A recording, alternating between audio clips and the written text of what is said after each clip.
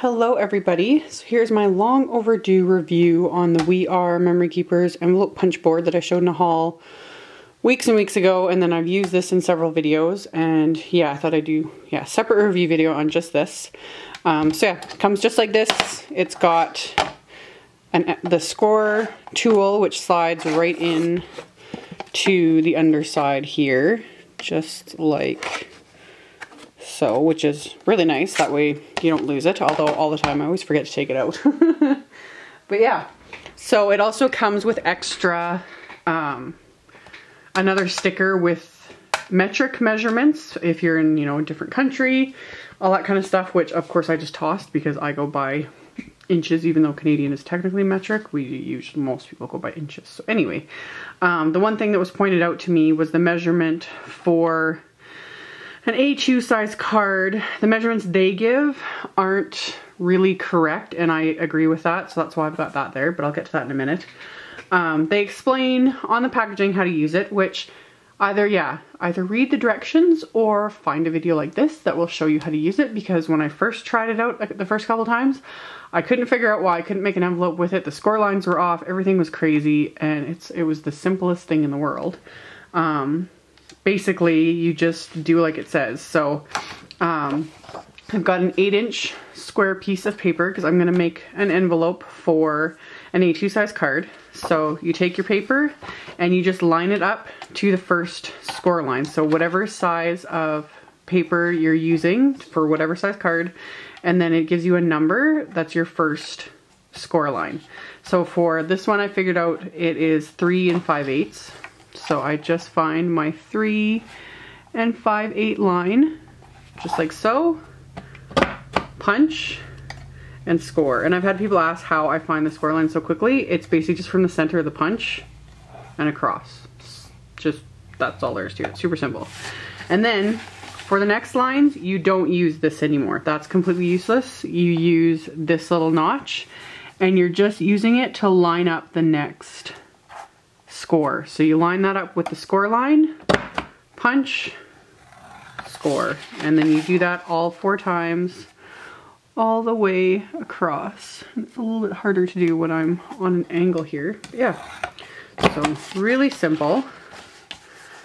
And then once you've got all 4 lines scored and your punches, you've got kind of your envelope template. And then if you want, you can flip it around and there's another punch on the back of this, and that that gives you the nice little rounded edge, which I think is really cute. So super, super simple. I guess the only thing that would be really nice is I kind of wish they had a little tray or reservoir inside this so that it would keep your pieces contained, but honestly that's not that big of a deal. But it would just be nice so that you don't forget about it and you got pieces everywhere, but meh, not a big deal. So yeah, you do that, and then you've got your nice little envelope, and then all that's left to do is fold all of your flaps, just like so. And there we go. So you've got your nice little envelope, and it makes a nice looking envelope in my opinion. So you can decide to go over, or you can adhere it this way. But yeah, for those measurements, I think it makes a perfectly good A2 sized envelope. And then I just use my Tombow Mono Multi to adhere my envelopes. I think I'll do it this way. So it's just a matter of, and I've said it in other videos too, you don't want to use too much adhesive because you don't want it seeping out the edges and gluing your envelope shut. But you also want enough adhesive so that it is really well adhered. You don't want pieces sticking out so that they end up getting caught in mail sorters, anything like that. And then for the open flap, it's personal preference. Obviously, if you yourself are sending this out, I would just put your card in, light bit of adhesive, seal it.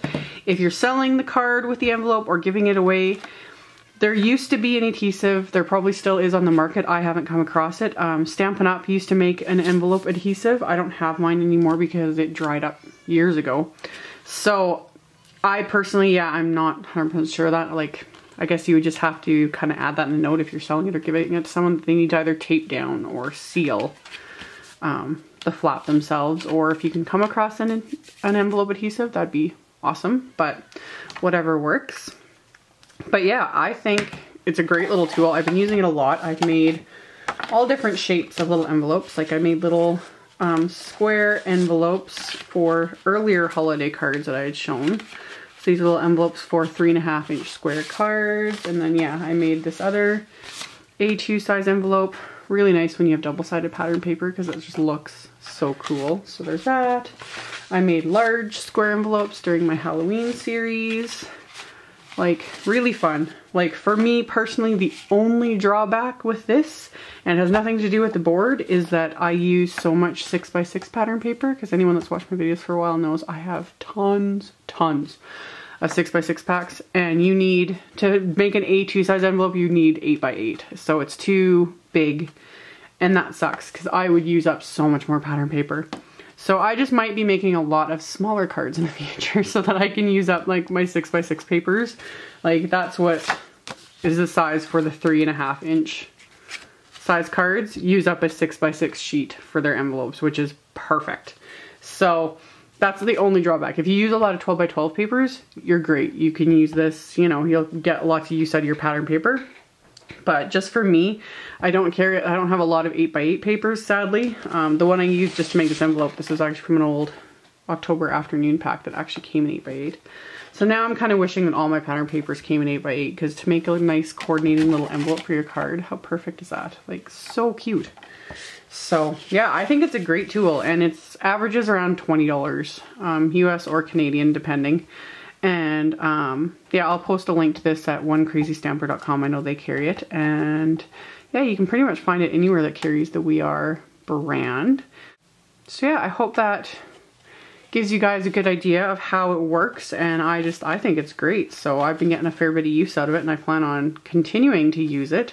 So if you guys have any questions or comments or anything, make sure to leave them down below, and I will see you guys in the next video.